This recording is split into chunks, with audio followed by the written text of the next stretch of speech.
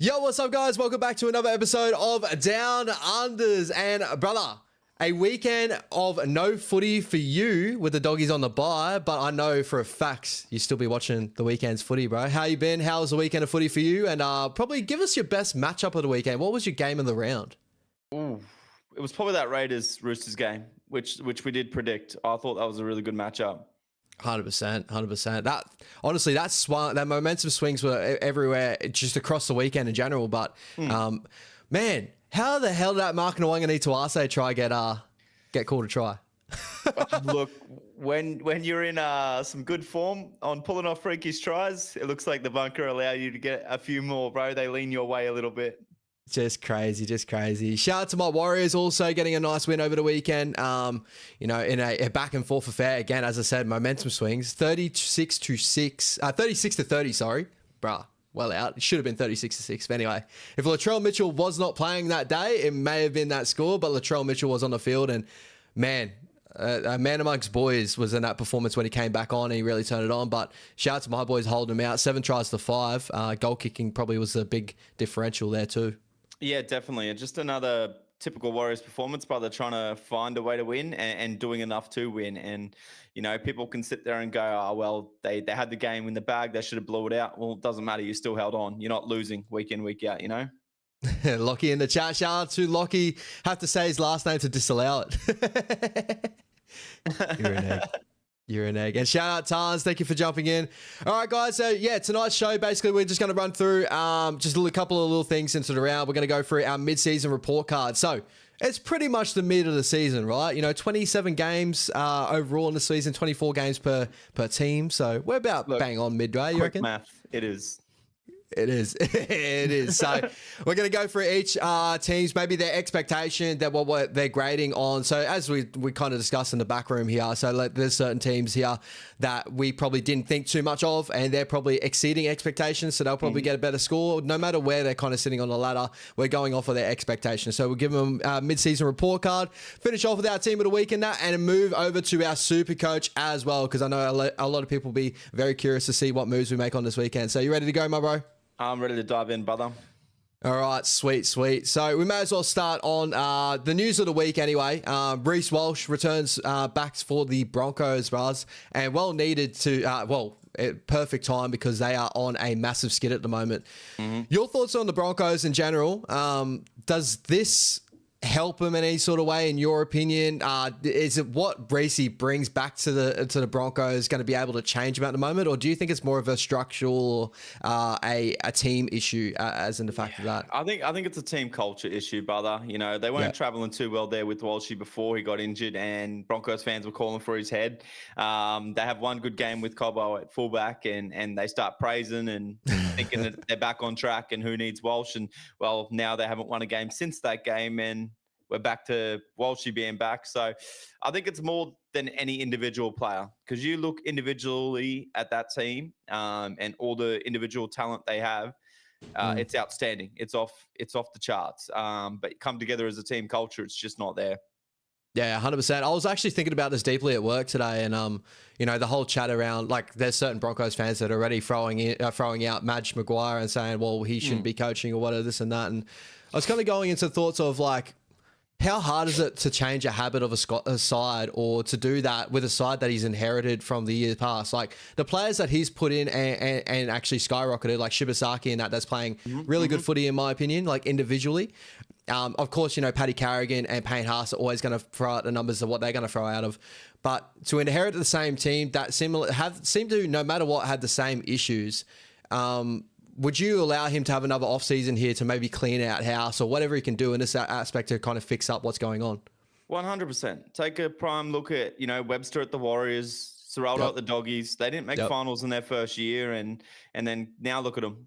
Second year, made finals. Third year for Webster at the Warriors wasn't too good due to injuries and a bunch of other things. But look at Serraldo's third year at the Doggies right now. It's outstanding. So give time. It gives time to implement systems. It gives time for players to learn the way their coach wants to play, the expectation, and gives time for the coach to really settle in and ship on players that aren't buying into the culture.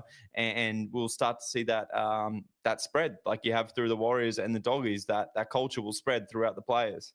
Yeah, and moving over to other bigger news around the weekend, we got Cody Walker returning for the Rabbitohs. As I said, just going down to my Warriors over the weekend, but the Rabbits obviously made a good crack out of that game. Attacking wise, they got points in them. A Wayne Bennett team is always hard to stop. Cody Walker, I know at his age, he's getting a little bit older, but he still has a ton of talent in his legs. Like he's an incredible player out there. What does that bring to the Rabbitohs coming into this weekend? Pairing him up with Latrell, getting him. Obviously, they've been dealing with injuries since the start of the season. So to get any sort of cattle back in that side is obviously a big plus for them, right? Yeah, look, any games that they could grab throughout this injury period, and they've still grabbed a few. Walker back now, Jack Whiten back now as well, ex-Daily M player. Both those guys coming back into that squad will give the rest of the boys a lot of confidence. I don't think they're the best defensively sound players, but in attack, it's just going to give them that extra polish again. And if they can pick up another 1 or 2 games through this origin period while Latrell's in and out, they're laughing. And I think come the back end of the season, once they get a few more boys back, they'll be in a prime spot to still make that top 8. And the last one I really want to touch on too, a massive return in for your boys, Jacob Kiraz, bros. And I'll give you a little bit of the floor here to kind of tell the people what he kind of brings to the Doggies this season, or what he's brought to the Doggies since he's pretty much donned the jersey of the Canterbury Bankstown Bulldogs. A massive in for you guys, brings a lot of carries out of the back end, but you touch on like how big is he for your side this year? He's huge, bro. Just not only for the team on the field, but for the fans and the vibe that he brings to the team. 200 plus meters out of the back end, tackle breaks, offloads, second phase. He does all that, bro. He's so defensively sound as well. It's such a massive in for us. He's up there with the Brian To'os of the wingers already, for my opinion. Lomax, To'o, Kiraz, they're just levels ahead. And touching on that too, we will be touching on more of Supercoach show a little bit later on as well too, guys. But I'm sure that name's going to be popping up with a lot of, I think, trade-ins. A lot of people looking the way of Jacob Kiraz. You got Jaden Campbell's of the world, but Jacob Kiraz is definitely one of the names at the top of that list, I believe, that people should be looking around at least, even though coming back off a calf injury. But the last little bit of news also I want to touch on before we get into our mid-season report card, brother. Lockie Galvin. I know, obviously, we touched a little bit on it last week. I was going to bring it up. But I'm bloody sick of it. Every news article is Lockie Galvin. But what I want to get from it is, at the moment, it does look like he's going to be returning through New South Wales Cup or getting himself into that. That is exactly the way you want it, right?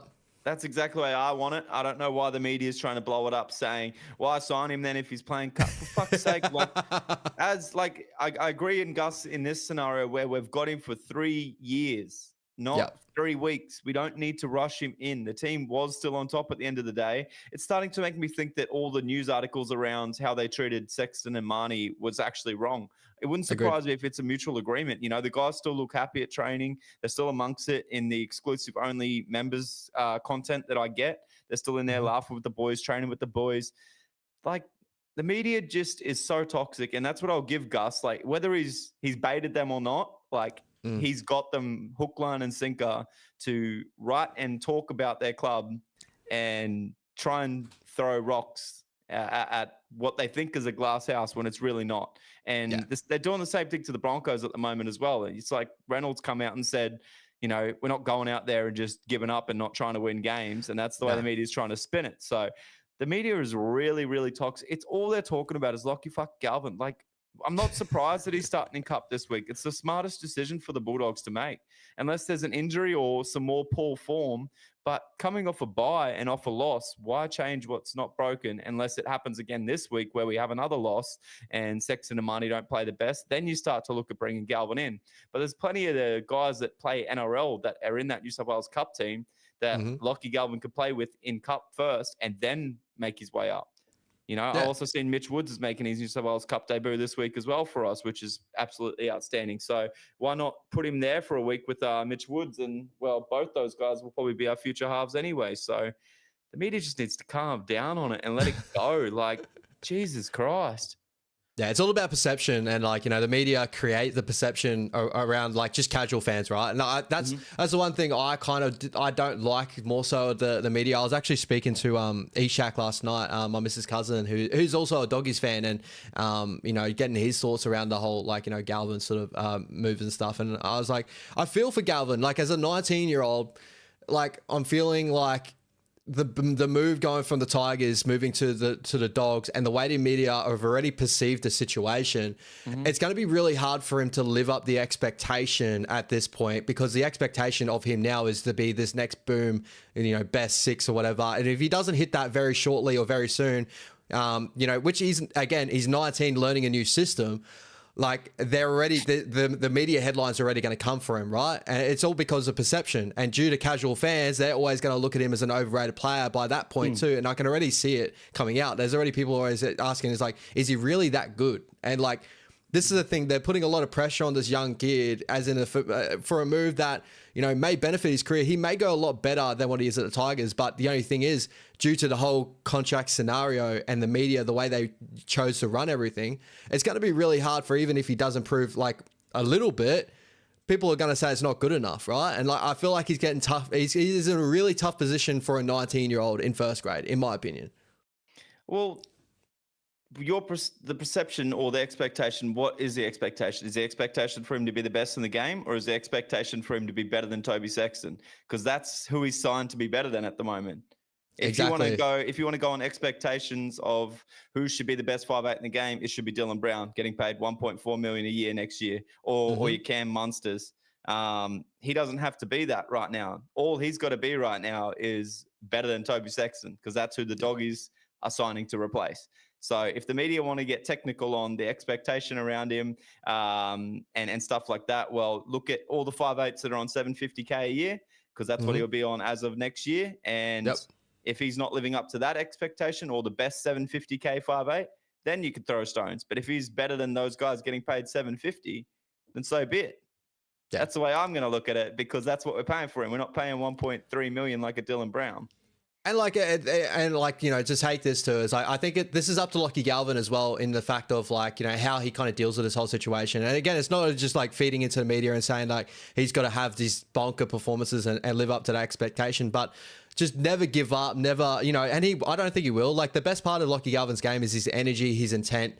You know, he's always going to turn up for performances, but, you know, we've seen careers go downhill after moves like this, and the media have already, you know, labeled him a certain thing, and they struggle to reach the pinnacle, and it's just been too tough for him, where they've just given up on it completely. Like, I remember like the Anthony Milford move, and I know this could be a little bit different because they're two different players, right, in the aspect, but what Anthony Milford was when he was at the Raiders, he was one of the best boom fullbacks in the competition, and everyone was like, all right, the potential of this kid's going to be incredible. And then the move that he did to the Broncos, where it kind of was like a little, like, I'm pretty sure at that point they stood him down at Canberra, there was a lot going on there, so already kind of in that like expectation for him to go to the Broncos and try to overcome whatever's been first to set upon him, it just skyrocketed due to the media around the move in general, right? So like, it's already a bad taste in certain people's mouths about the move.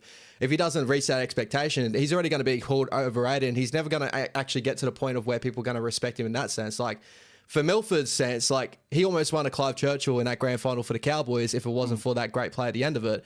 But he'll never be looked at that anymore. He'll always be looked at the biggest overrated player. You know, a lot of people will still have that aspect of him. And that's why I feel for Lockie Galvin. He's 19 in a time where he's chosen the right way, right? Because if you're thinking of the reason why he moved is for a better system. What 100%. Better system is there in the competition right now than the Dogs? So it makes sense why he made the move. But it's just because the media are labeling it in a certain light, it's going to make him a lot tougher to raise himself to those expectations. I know your expectations and the Dogs' expectations is going to be different now to what casual fans are going to look at Lockie Galvin now. And I feel for him in that aspect, to where he's going to have to grow up really, really quick. And I think the Dogs will give him all the framework to do that. It's just, I hope you just continue to keep moving and just block out the media, because, yeah, you're right. It's real toxic out there, and they throw out the stories out there that just sway casual fans that barely watch footy in general, and they've already got an idea of what he looks like without even looking at him. Well, I think they've got the prime person to combat all that, which is Gus, because he doesn't take anything out of the media as a grain of salt to be true. So I don't doubt that our culture and our structure that we've got at the Doggies will be able to help shield Lachie Galvin from that. And at the end of the day, as long as he's doing what his mentors and his coach and the coaching staff expect of him, and they're the ones paying his bills, and that's all any player should be worrying about, not what is said about them in the media. And Reece Walsh and Ezra Mann also need to take a page out of that, coming out and then, making a fuss of him getting booed. Bro, so be it. It will pass. Matt Lodge used to get booed. All those guys that have been through that. Todd Carney. And they went on to still well, not Matt Lodge, but Todd Carney still went on to do good things in the game. So just, I don't know, block the media. You just got to keep moving. You're paid to be that shining light, and you got to deal with that how you want to deal with that. So, and to answer your question, sorry, Tans, on if I think it would be fair, no, and that's why I'm kind of glad they've gone the way of the New South Wales Cup, because we are on top at the end of the day. But as I've explained to Ash in the past, even when the Doggies are winning, there's two guys that always go, oh, they need to be better, which is Sexton and Marnie. So I'm not surprised that the Doggies are looking to upgrade those positions. But yeah, I think they've done it the right way, if they do it the right way, by playing at least 1 or 2 games for Galvin and Cup, and wait to see what comes from it. We might get even better footy out of Sexton now. Yeah. And if people also got to understand, footy these days is not like the old school footy where you just plug a player straight in and he's going to play very similar brand of what he plays across the league. The Bulldogs have a certain system and criteria they play by. They hit points of the field. That's the way they attack. They're not like the Raiders. They're not like the Tigers, where pretty much Lachie Galvin's just going to be running everywhere, and they're not setting on points of the field. They're just attacking off off what the defensive line gives them. The Dogs attack for 10 plays later. They don't attack for that moment and that one time. So he'll learn that in Cup. He'll get used to that system, and I think it's the best way to go for him. And it's the best way for perception as well in the media in general as well. Yeah. If he went straight in, I'm sure the media would have looked at it the total opposite way, right? And that's what the media does. They're going to always look at the way that infects it the most negative way and creates a new story. And that's why they're looking at the negative way of why sign him if you're playing him in Cup. Exactly. For fuck's sake, let him learn the defensive system at least. Yep. That's going to be the same throughout all of our grades. Yeah, just play it smart. That's all we care about. But that is enough, Lachie Galvin. But we will touch on the Doggies very, very shortly, because we're going to swing over to our mid-season report card. So we're going to go from the bottom of the ladder and work our way up, touching on each and every side, kind of their expectation, and just give them A, B, C, or D, even if you want to throw up an F out there for some really disgusting performances this year. So we're going to run by that. And me and Brody are going to be the ones, and we're going to figure it out together. So we may as well touch on the Gold Coast Titans. Lachie, I hope you're still in the chat for this one, my brother. Brody, starting the season 3-8 by the mid part. They've already had 2 buys, which, obviously points wise is not looking great for them. They are looking like somewhat the prime candidate for the wooden spoon this year. What are you rating the Gold Coast Titans, especially when you add in their expectation, what maybe your expectation of the Titans was this year? Yeah, I'm going to give them a D. It's a pretty bad season, but, a prime example is a game on the weekend that they're pretty hard done by, in my opinion. I think they've had a bit of a tougher draw. They've played a lot of the top teams twice already. Yep. They've played the Doggies twice, Raiders twice, Melbourne on the weekend, yep. And a couple other tough teams. So, I'm not going to be too critical. They lost their fullback that had a full preseason with them after 1 game, wasn't it? Or no games. Yep.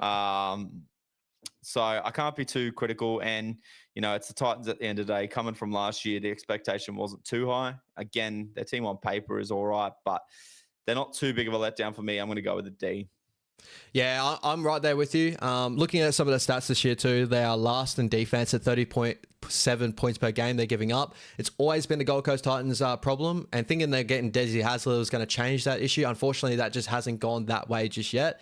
And attacking wise, which is usually where they kind of hold into contests, this year they've kind of tapered back on that as well. They're sitting 14th in the competition, only scoring 20.5 points per game. So I'm right there with you with the D, bro. I agree in the aspect of like they've played some pretty tough competition early in the season, and that's probably where they sit them around these bottom 4 teams that have been struggling, at least bottom 3 teams that have had real bad struggles there too. But with the team they had on paper, I think I didn't think they were going to be a top 8 side or anything like that this year, right? But there was a lot of people that still had that expectation of the Titans this season, and unfortunately they just continue to do this with us. We never know where to put them. We never know where they're going to sit, but unfortunately they always seem to find themselves around this position as well. Exactly right. All right, moving over to the Parramatta Eels, my bro. Starting the season 4-8, landing themselves in the 16th position. Expectation on the Parramatta Eels this season, I had them in a closer round of my 8. I think I had them 9th this season. Maybe that was a little bit an overreach for, I guess, thinking of a new head coach. Mitchell Moses coming in. Are you cutting some slack in that sort of area too, or do you feel like a D is probably where it needs to be at the moment and they can grow from that? I think it's probably less than the D, bro. An E? I reckon, yeah, D minus or an E. I'm probably going to go an E. Yeah. Well, attacking wise, right? So, they're scoring at 18.2 points per game. That is 3rd last in the competition right now. Defensively, they are 13th in the competition, conceding 25.5 points per game. So, Mitchell Moses did change him a little bit there, and it kind of changes my expectation of him running home now. That I think they can pick up a couple of wins. I don't think they'll probably end up where they are, as in like bottom 2, but maybe they'll reach just the edge of bottom 4. Maybe that's where I'm starting to look at them. So you got an E, right? Yeah, and the only reason for that is the signings. Big signing, Josh Adokar, Lomax. Mitch Moses, Dylan Brown's supposed to be there. I know Moses had injury worries. Jason Rolls coming over, but he's also. I could probably move it to a D. Jason Rolls has bred a lot of young talent this year. So yeah, they got excuses. I'll go a D. I can't go less than the Titans, I guess. Yeah, they're in one of those cycles, where I think they're trying to clear out Deadwood and also bring in some of the juniors and that's obviously taken a hit to start the season. Maybe it didn't go across the right way to start, but they're probably slowly trying to get back on the horse, right? And what Serraldo struggled in his first season, but he was clearing Deadwood as well. Obviously, Parramatta fans will be hoping and praying that's a very similar story with the Parramatta Eels there. So I'm going to go a D right now. You couldn't go a C or anything like that, obviously, because C sounds like a pass mark, and right now that is not a pass mark for Parramatta. Yeah, I agree. Moving over to the Newcastle Knights, bro, 4-8 as well, sitting 15th in the competition. Moving over to some of the stats, defensively, they're actually really good. They're the 2nd best defensive team in the competition right now, conceding only 19 points per game. But their attack is the worst in the competition by far at 13.2 points per game. A team with Kalen Ponga in it, a team with Dylan Lucas in it, a team with Braden Best, Greg Marju, and they're scoring 13 points per game. I can't see anything more than. I would probably look at it as an E. Parramatta Titans probably have a little bit more excuses there. Newcastle, man, this is a very poor season. Yeah, almost no excuses. I know they've had injuries the last 2 weeks, but that's about it. And that's of Marju Best. But other than that, it's just the coaching. The coaching is horrendous. The attack is horrendous. And a couple of games there where they scored 0 points in the game. Yeah, it's an E for me, and that's being generous, I reckon.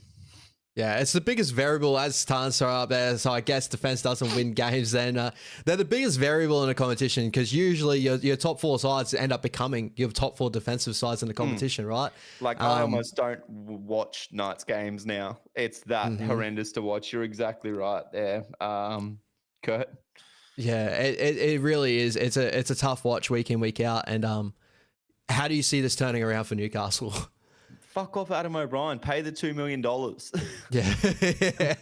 It's getting to that point. And I get you got a decent half coming next year, but fucking hell, move on the Deadwood of halves. You got play Jackson Hastings for fuck's sake.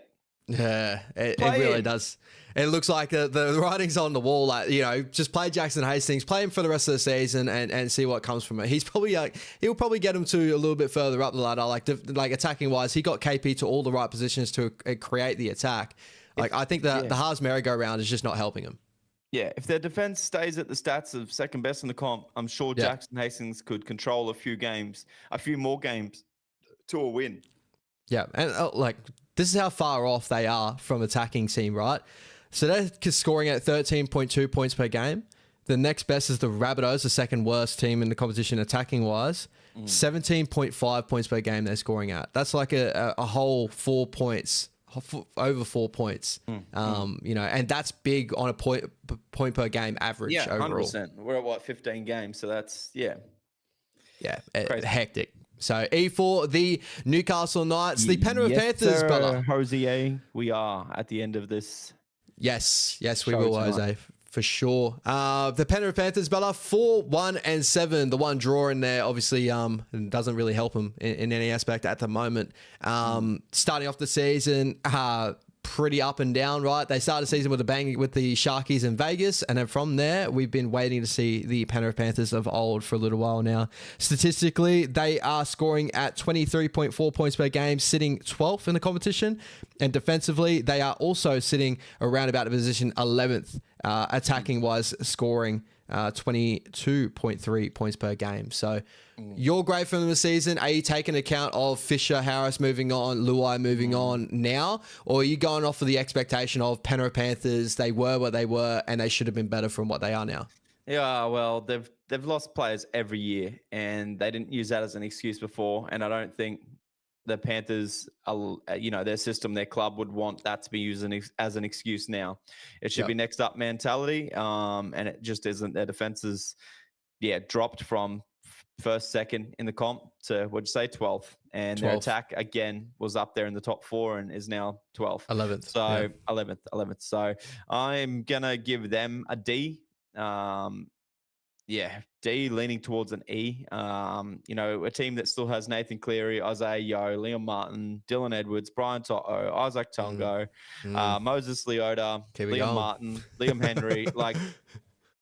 Those guys are still in that team, and they've been in that culture, that system for a few years now. A couple of them have 4 rings, a couple of them have 3 rings, a couple of them have 2 rings. Yes, they do have some juniors coming through, but the drop-off is insane this year. And we did know it was coming, and it's a build-up of all the years that have passed, but nobody probably expected it this fast.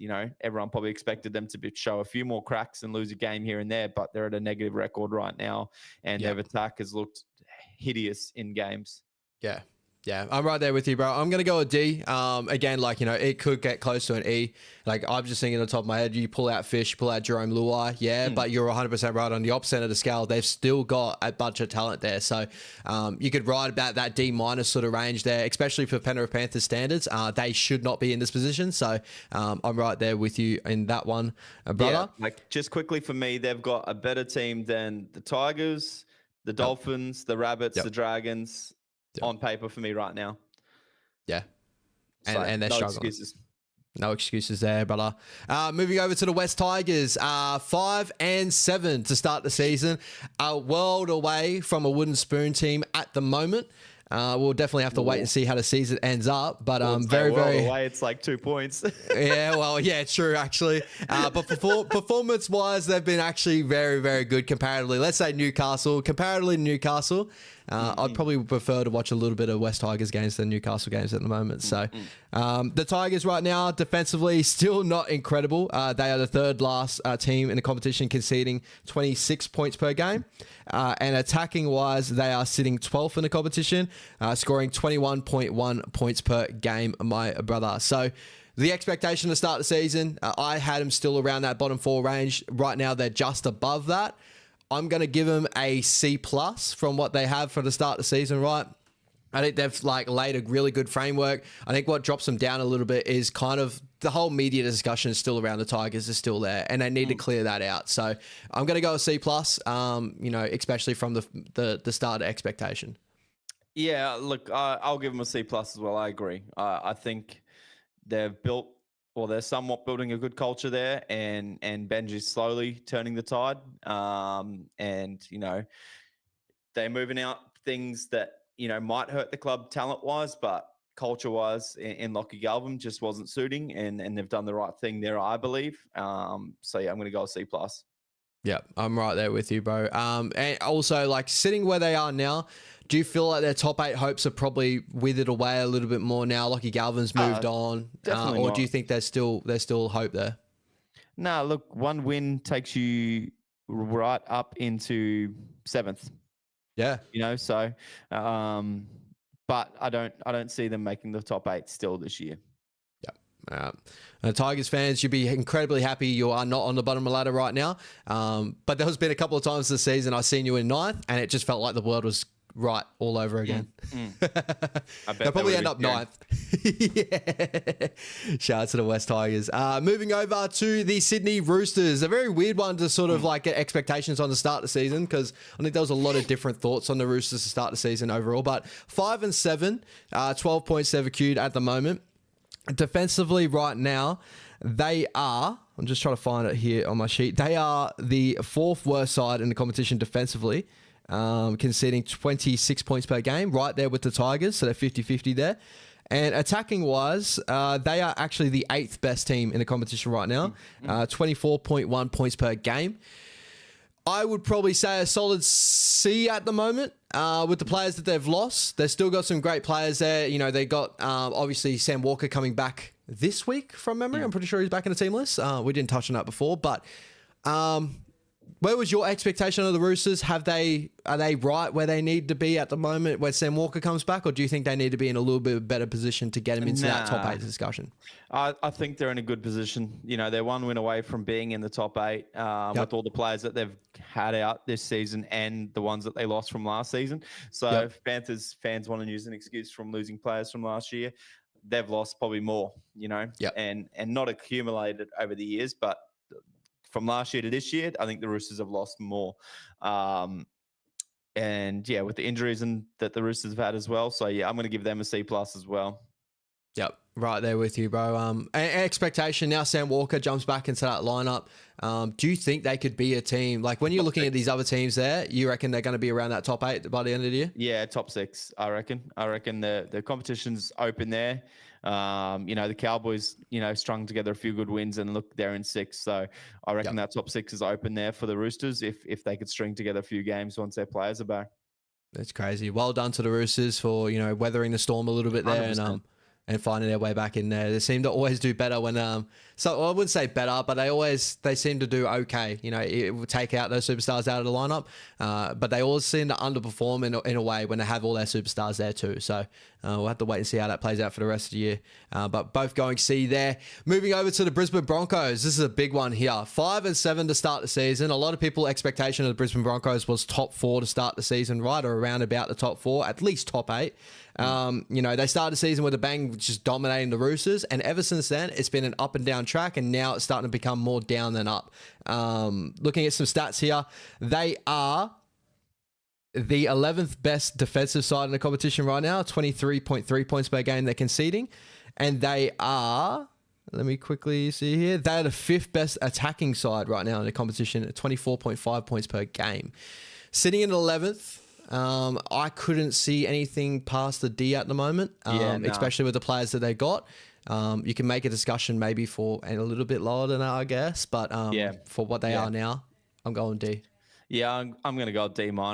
They've got an absolute stunning draw of home games, as they always fucking do, but this year more so than ever.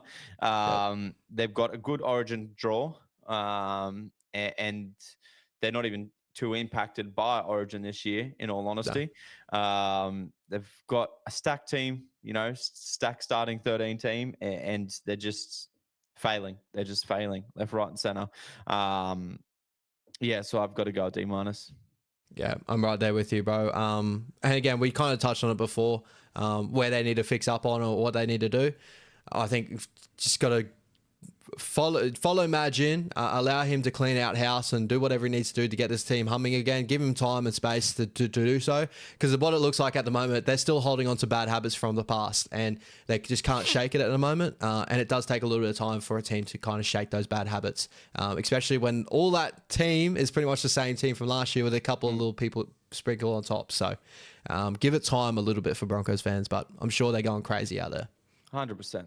100%. Moving over to the Dolphins, bro. Sitting in 10th position right now, 5-7 as well, similar to the Broncos, and obviously dealing with quite a bit as well of what they had. Looking statistically, they are the seventh best team defensively in the competition, only conceding 21 points per game. And they are the fourth best attacking side in the competition. So statistically, they're going pretty bang on for them at the moment. Just obviously wins and losses haven't got them into that 8 discussion right now. So how are you feeling about the Dolphins? You know, there's hype over certain players there. You got your Herbie Farnworth, you know, Katoa. Are they where you kind of expected at the moment, or are they underachieving, they're overachieving? Actually probably doing a bit better than I expected. And you look at the teams that they've knocked off as well as Melbourne, the Doggies. You know, gave Canberra a pretty good crack there for a little bit before it got blown out.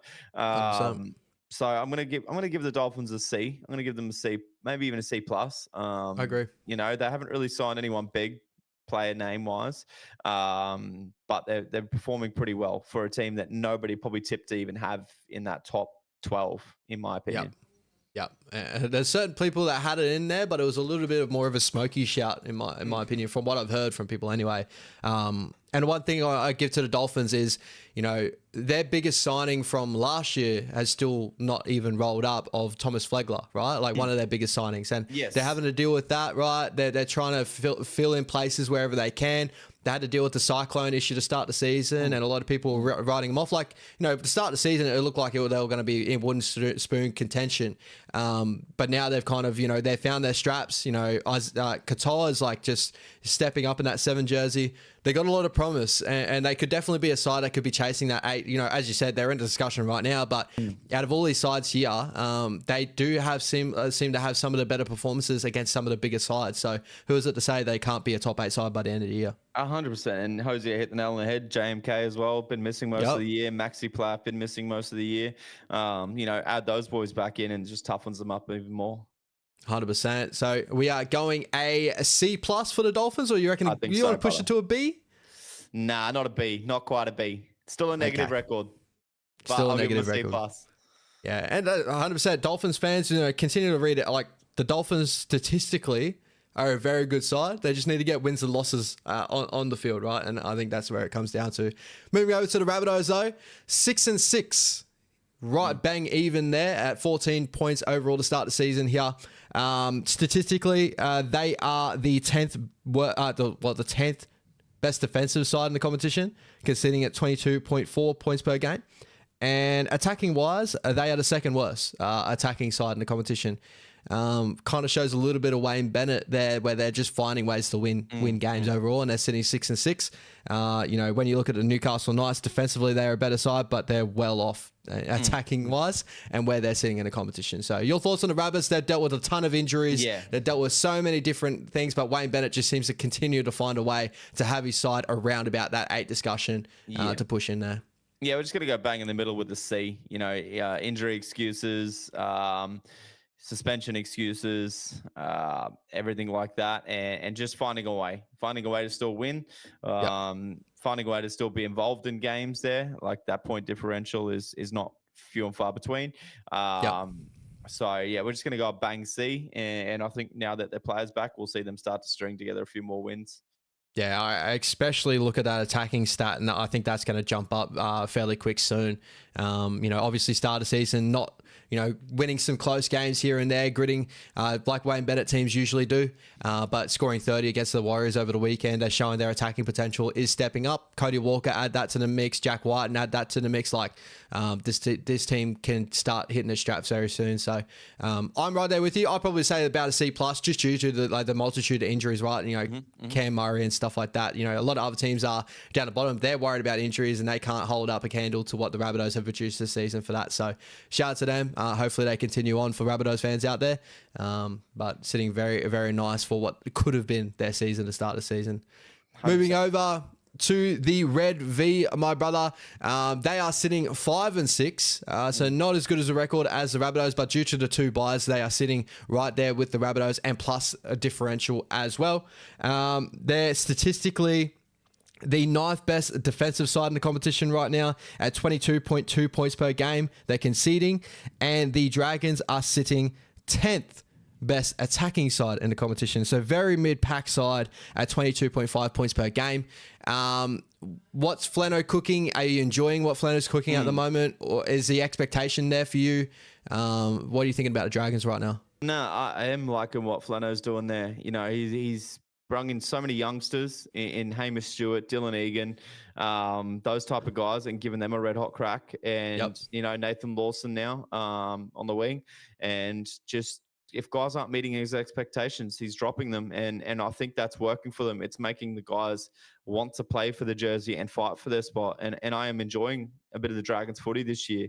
You know, if they closed out that try with Sewer against the Tigers, they'd probably be sitting at 6-5 here. So, yeah, I'm liking what the Dragons dishing out, brother. I am. I'm going to give them a C. I'm going to give them a C+. I think they're doing a lot better than everybody expected. You know, everyone said they signed the oldies. Well, I think they're performing pretty well.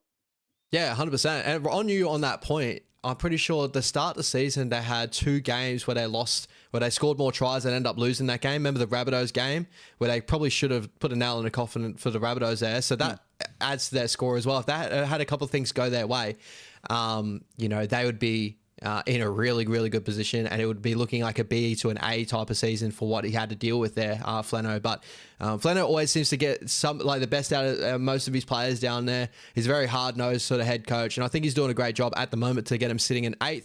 There's still obviously big discussions on some key players there. I see a lot of Dragons fans go out there and obviously slate off Kyle Flanagan and that, but you're sitting 8th right now, and I think a lot of expectation on the Dragons this season was sitting around that 12th, you know, 13th sort of range. 4, as Hosier just said, I think a lot of people had them. So, yep.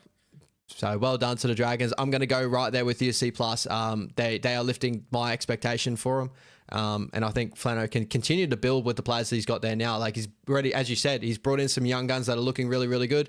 And they can only get better from there. 100%, brother. All right, moving over to the Manly Seagulls. This is a team that I had big expectations on the start of the season. They have not really met that for me just yet, but we'll talk about that a little bit more. 6-6 right now, sitting at 14 points this season so far. Statistically, they are the 4th best defensive side in the competition, 20.5 points per game they're conceding. And they are the 6th best attacking side in the competition. They're scoring 24.3 points per game. So very, you know, edged like right there around about with the best teams in the competition on both those angles, but due to a couple of games not going their way, they are sitting 6-6. DC's news probably not helping him mid-season. A little bit of media, you know, going around him. Tom Trebojevic again dealing with injuries this season. Jake, he's picked up the injury bug as well with the head concussion, so hopefully he's okay. He's back this week. So your thoughts on Manly? Like, for me, I'm looking at this at the moment. It's going a C maybe. Like, I'm a little bit down on Manly because I legit thought that they were going to be a real big pusher for a top 4, and they still got the chance to do so. I think they're in a good position for that. Yeah. But there's been performances this year where I'm just going like Manly coming into the game looked like they were going to be red hot and just not stepped up to the plate for me this season. So I'm going to go a C, maybe a C- in my opinion. Yeah, I'm going to go a C just because they're positive. They're in the top 8. But, you know, touching on Tan's question as well, and that's going to feed into what I have to say about Manly. When do they stop persisting with Tommy Trebojevic? When do they just say, you know what, we're waiting for you to get fit for a whole season to hold our club together and give us a good red hot crack at the finals? That may never come. And you're waiting and paying this dude. You're holding back other juniors. We've seen how well Lehigh played on the weekend. And I'm one of the biggest fans of Tom Trebojevic. I think he's probably one of the best players in the game when he's fit. But it's few and far between, and it can really ruin Manly seasons. Manly season really relies on if he's on the field or not. And it's such a disruption to the team. And I'm sure they do speak about that as well. But I'm starting to lean towards there might be some truth between those boys shipping off to Super League or potentially moving on from Manly at least, because Manly just keep persisting with the same formula and it's not working for them. So maybe it's time to look at moving on. And as much as that would suck that Trbojevic comes fit and kills it for another team, but it's holding back you guys. Clearly it's not working. Yeah, I was gonna actually, because this is the thought I had with the Broncos today, right? And it's very similar with Manly, where they're sitting with a couple of players that they have in their team that, you know, people individually they have a ton of talent, but they're just not living up to that expectation. It's very similar to like Dave Fafita in a sense with the Gold Coast Titans in some aspects, where I feel like Manly are in a rock and a hard place with it, because like when Tommy's on, like when he's playing for Manly and he's killing, he's absolutely incredible, to where like I feel like there's a lot of clubs in the competition. As soon as he goes to market, they're going to be putting their hat into the ring. And like, you know, if he goes off and kills at another club and absolutely dominates through, you know, they've all of a sudden missed the boat, and people are going to completely forget about what they've tried to do for Tommy for this whole period, right? Because wins and losses usually at the end of the day kind of, you know, set the perspective of what people think of, you know, certain clubs and stuff. But the Super League move actually makes it a little bit more intriguing, because I think it came out to say they didn't want to ever play against Manly because they love Manly so much. I love that for it. If that's the way it's supposed to go, like, I'm thinking, so this might sound crazy, but can you imagine Tom Trbojevic going over to England? Like, you would try to tune into as many England games to go watch him out there as well. So 100%. Boost viewership there. The NRL's already got a stake in the Super League, or they're trying to get a stake in the Super League at the moment. So this could be a really good move in that sort of aspect. Obviously, we lose such a gun in what we have over here, but what, Joey moved over to Warrington when he was in his 30s as well, from memory. I know Tommy's a little bit younger than that, but you know, Joey absolutely killed the Super League and brought a lot of eyes to the Super League. Like, why can't Tommy do a very similar thing? It sucked to lose such a quality talent, but I agree with you that Manly are in this position now where they got Lehigh. They got a lot of these young kids there. They got Gola. Like, you know, when you're doing this mixing, matching week in, week out, you're not going to get consistent performances. And unfortunately, it's going to deficit their chances of going through the finals and winning it overall. So I would probably start looking at that sometime soon if it is becoming too much of a problem. Again, if he becomes fit and ready to go, just lock him up, keep him all good. But like from what we've seen historically, he just can't get fit right now. No, he can't. And it must be something that he's doing at Manly wrong. Yeah. Yeah, it sucks to see, because as you said, like we're big, massive fans of Tom Trbojevic, and we know what he can bring in. It may sound absolutely crazy to people even have this discussion and that, but you got to think of it, as Brodie said, there's a lot of great juniors coming through right now, especially at Manly, that, you know, if Tommy can't stay fit and ready, raring to go, it may be a deficit to the side comparatively to just trying to persist week in, week out and see what happens. Like, they're in a position now where they'll be pushing for a top four. So if Turbo pushes back in for that fullback discussion and then he falls back out again, they could lose a couple more games on the trot. It could be the difference between getting top four or not. 100%. It could be the difference maker finals. Yeah. So it's a very good little discussion. As I said, it builds a lot for not just rugby league in Australia, but in England as well. That would be 100%. Such a cool discussion. So, yeah. But Manly, what you said? C? Yeah, I'm still going to go with C. You know, the distractions, but when do you stop using the distractions as their excuse? And it's just the normal for them, because every year, I don't think Tommy's got through a full year in years. No. And I even with I just think Manly have just one of those sides at the moment that have the habit of being that up and down side, and they need to change that in some sort of aspect, whether it is because players in and out due to injury or disruptions. Like, they need to find a way to fix that habit, because it's a bad habit they have, and they've had it for many a year. Like, it's been a long time since they've been a consistent side. 100%. All right, moving over to the North Queensland Cowboys. So sitting 5-1-5 with 2 buys as well, gets them up at 15 points, sitting in 6th position right now. So Manly and the Rabbitohs have had more wins than the Cowboys, but due to a couple of buys and a draw in there, that has lifted the Cowboys above them. Right now, statistically, they are... Where's the Cowboys here on my run sheet? They are the second worst defensive side in the competition right now, conceding 26.1 points per game. And they are the 9th best attacking side in the competition right now, 23.6 points per game. If you said to me to start the season, the way the Cowboys were sort of looking, I probably would have gone a D, like, you know, especially from the expectation I probably had on them. They're starting to sort of turn a corner in a way. They're starting to really show some sort of sign of like, all right, I kind of envision what they're at. But I'm not confident enough to say it's anything past probably a C at the moment. Yeah, it's a C for me as well, brother. You know, that team on paper is still crazy for them to not be a top 6 comfortable side. And I know they are right now, but that's because of the 2 wins and a draw. 2 buys. Sorry, 2 buys and a draw. So, yeah, C for me. I always think the Cowboys should be doing a lot better with that team on paper. 100%. I think everyone agrees with you in that one. Moving into another side that had a lot of big hype from the start of the season, and they might be just trying to find its way through. I know the loss last week probably didn't help them, but the Cronulla Sharks, 16 points at the moment, 7-5, 1 bye. Statistically, the Sharkies right now are the 6th best defensive side in the competition at 20.6 points per game. And then they are the 7th best attacking side in the competition, which is a bit lower than what they've had the last couple of seasons at 24.3 points per game. I think that Roosters game probably hurt them a lot with those stats as well. So how are you feeling about the Sharkies this year? Have you got a read on them just yet? Like, you think you have a read on them and then they just fall off the pace. And I don't know what team is going to turn up this week against my Warriors, but you know, what are you feeling there, bro? No, it's the same as last year for me. I'm going to give them a C+, but, you know, with their signing of ads, everyone was like, this is the cherry on top. This is what we need. Take us to the finals. And they'll get to the finals again. How deep they're going to go into the finals, I'm not confident to say at all.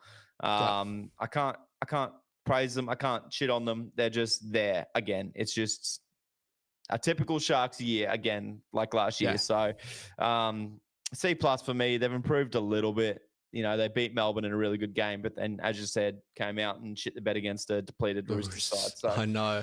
Make up your mind with them. And like, you know, we had one of the boys from the ET stand on Boldo on Wise Up TV last night, and I was kind of saying, like, there's been moments where I've seen some really good stuff out of Cronulla Sharks and kind of negated the whole Roosters game. And when I thought back, I was like, fuck, I completely forgot about that Roosters game last week. Like, that Roosters side that they ran out there on paper should not even got close to that Shark side. Like, that Shark side's close to full strength. Even like, you know, even when they have 1 or 2 players out, like, you still got Adam Fanor-Blake, Nico Hines, you got Will Kennedy, you know, KL, you know, like Ronaldo, these guys. Jesse Ramian. Bro, it's just stacked. Like, they shouldn't be getting beaten like that, and they still have that in their game. They still have that soft underbelly type part in them. I'm right there with you. I'm going to go a C. I just feel like they lack balance. I really do. I feel like, you know, when you have, and again, it goes back to the Hines and Trindle's discussion, but it's not just like, I feel like in moments where they have to have a guy stand up and kind of direct the boys around the park, they don't really have a guy that consistently does that. So the side kind of doesn't know which way they're going to go, where they're going to go left and right. I think their attack hampered because of that. I feel like Adam Fanor-Blake to their side did a similar thing to what we kind of had with Adam. He's such a premier attacking prop forward that people probably take a back foot step and allow him to do a lot of the work instead of kind of going with him. And you know what I mean? And defensively, he's not the most incredible prop forward defensively, in my opinion. Statistically, people can always throw stats and stuff and his tackle efficiency, and that. But you got to try and make the tackle first to get that stat, right? So 100%. I think that just balance-wise, bro, they are really struggling to find the balance in the side. Yeah, I agree, brother. I don't know what it is there, whether it's just guys not wanting to roll up their sleeves or not wanting to get their hands dirty in defense and only in attack. I really don't know. It's going to hold them back from being able to go all the way. Yeah. All right, I'm right there with you. Melbourne Storm up next, bro. 18 points to start the season here. They've had 2 buys, so that gets them obviously 18 points there over the Sharkies. 7 games win, 4 games lost there. A positive differential, 147. I think that's the best of the competition there overall. But we've seen some up and down performances from the Melbourne Storm. I'll quickly touch on their stats here. They're the 3rd best defensive side in the competition, only conceding 19.9 points per game, and they are the best attacking side in the competition, scoring 33.2 points per game. So statistically, they're unreal.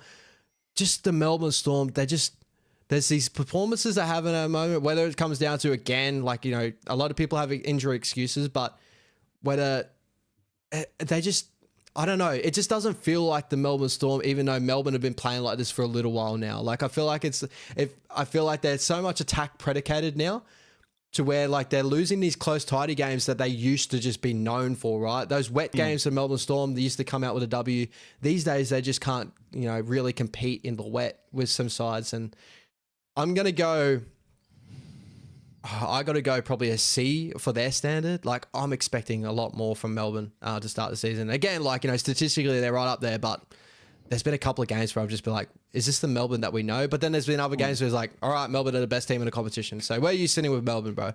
Yeah, they're too up and down for me. It's not the same juggernaut where you just know that you're going to be pushing shit uphill. So I'm going to go C+ for Melbourne. If you look at their record as well, they're 6-1 at home. So that tells me they've only won one away game from however many the difference is. Quick math. That means they've lost 3 away games out of probably the 4 that they've played. Yeah, that's crazy. That's a pretty bad record if you ask me. So every team should have their home ground as the best asset, but they need to get it done on away games as well, and they're just not. Yeah, and if you're just jumping in now, Chris, basically it's just on their expectation, right? Like, Melbourne's expectation this year is to be the best team in the competition, and there's an argument now, like, they're right about there with the best team in the competition, but for the side that they had, that they run out there on paper, for what we've seen out of them, they've added to their roster from last year. They've even added even more with Pahulu coming over, and he hasn't played just yet, but he has the ability to obviously add more to them. Sitting 4th right now and losing games like they did with, the drag and stuff like that, from their expectation, I feel like it is a C for them. I think Craig Bellamy would even say it's a very mid-tier for what the side can produce. So we're going to go a C. Yeah, they should be right now. Realistically, everyone would think Melbourne should be on top, sitting, where the doggies are, 9 wins and no more than 2 losses. That's what everyone should expect from Melbourne Storm, with the team that they've got on paper, what they've added to it, the coach, the culture, the club. It's underperforming for what is expected of Melbourne this season, in my opinion, and in Ash's opinion. But yes, obviously still doing a great job as 4th. Probably still going to make the finals and probably nearly take the grand final out. But right now, we're just giving our blunt reaction to where we think they should be sitting compared to where they are, and coming up with a grade for it. Yep, 100%. All right, moving over to my New Zealand Warriors, baby. Played 12 games. We've got 20 points in those 12 games. Got 9 wins, 3 losses, only 1 bye, and we're sitting 3rd in the competition. Statistically, it's not the greatest thing we've seen in the world. We're the 5th best defensive side in the competition right now. Tied 4th, actually, 20.5 points per game. It's tied with Manly and just Manly, so that can go either way. And attacking wise, we are the 13th best attacking side in the competition right now at 20.9 points per game. So still over that 20 mark, but can improve in that area. I've got to go an A plus, 100%. Especially from my expectation of the boys. Like, my expectation was top 8, and it was more of a, from what we have, if we get to our highest ability, we should be just scraping us out top 8 and fighting for it. I did not expect a top 4 side just yet. Again, there's still a lot of water to go under the bridge and that, but if we keep performing the way we are, like, who's to say we can't be around that top 6, top 4 in discussions this season? So going A plus, bro. Yeah, look, I'm going to come out and quickly say A+ for these next 3 teams, but the Wars in particular here, yeah, absolutely, man. The injuries, the players that they've lost, not only from last year to this year, during preseason, the move of Dylan Walker and his leadership as well, the retirement injury of Tohu Harris, the injury upon injury you guys have had through Dallin, through RTS, through Fisher Harris, and now Barnett to add to that. You're bleeding young guys, and they're just coming in next man up. You had Rocco Berry in, out all year. You had Kate turning back the clock playing centers. What more can you say? You guys travel more than anyone. Throw that out there as well. And the expectation really wasn't there, especially what you guys dished up last year. So, it's got to be an A+, man. No doubt about it. Guys, I would be screaming to the cows come home about my boys and the expectations. So very, very happy. Obviously, Aaron Clark, incredible buy. Fisher Harris has been great for when he's been there as well. Lek Alassim has stepped up into lights now. Everyone's getting to see the talent that he has. And as you said, everyone that's stepping in that jersey is doing a job, and that's exactly what we wanted to be. We've become a team now. We're not a team predicated on individuals. We're a team predicated on the team. And that's what's getting wins out there these days. And it's very similar for these next two teams, because I think this is the whole aspect of, I think these guys have found our identity.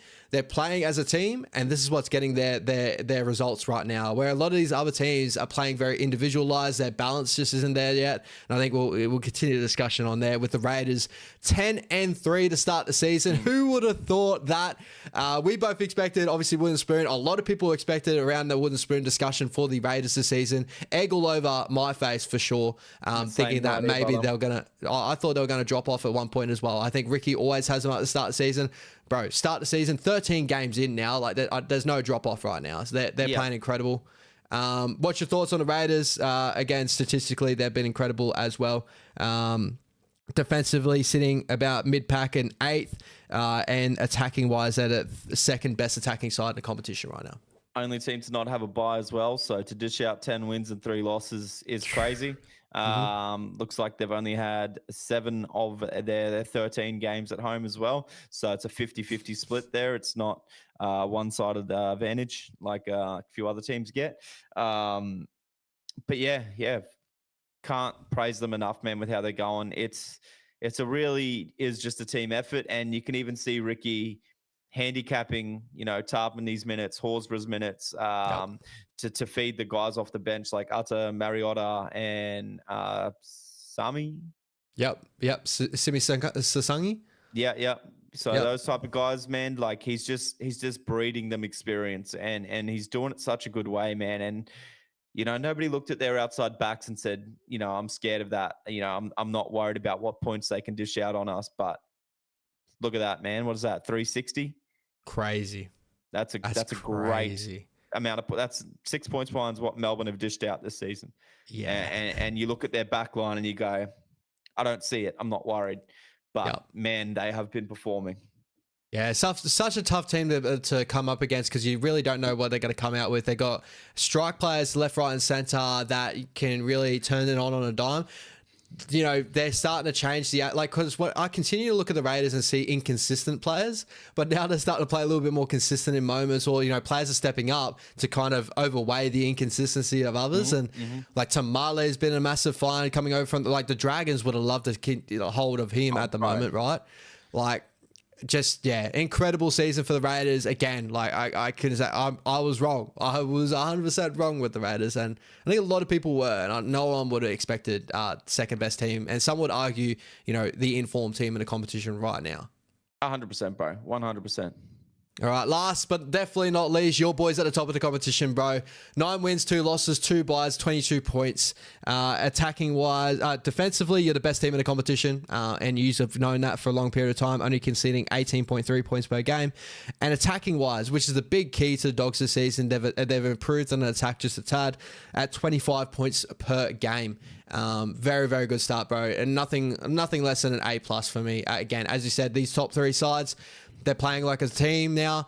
I thought the Dogs would take a little bit more to get into a top 4 discussion this year. I think they would need a couple more pieces, but egg all over my face.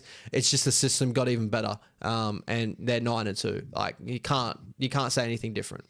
Nah, you can't. Hey, good point there as well, Chris. Canberra 360 points to Melbourne's 366, but 2 games different. 100%, but still branching the rest of the pack by a lot, regardless. But on the Doggies, brother, look, I don't think we've had too tough of a draw so far. I'm going to be completely honest. We haven't played you guys. We've played the Raiders, beat them. We haven't played Melbourne, played Cronulla, beat them. Don't think we've played the Cowboys. Don't think we've played Manly. Played the Dragons, played the Rabbits, played the Broncos, played Dolphins, lost those 2 games, beat the Roosters, Titans twice, I think. So shout out to Titans. Not a tough draw looking at the competition standards right now.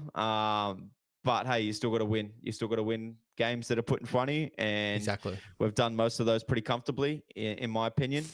Where we're holding other teams to nil a couple of weeks there in a row as well. We've obviously had our injuries, suspensions, everything like that, worries as well.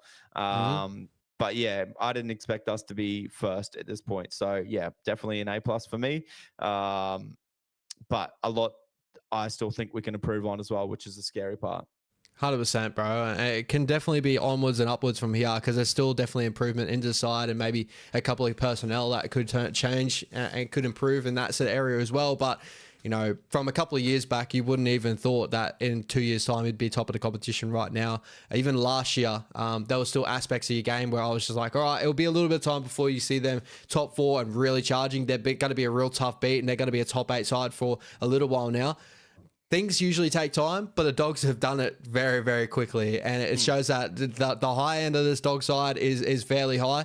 And, Serraldo's coaching to get him to this level is incredible. And shout out to all these 3 coaches here, like Webster for what he's had to do with the Warriors, Ricky for what he had to do with the Raiders, and Cam Serraldo, what he's had to do with the Dogs.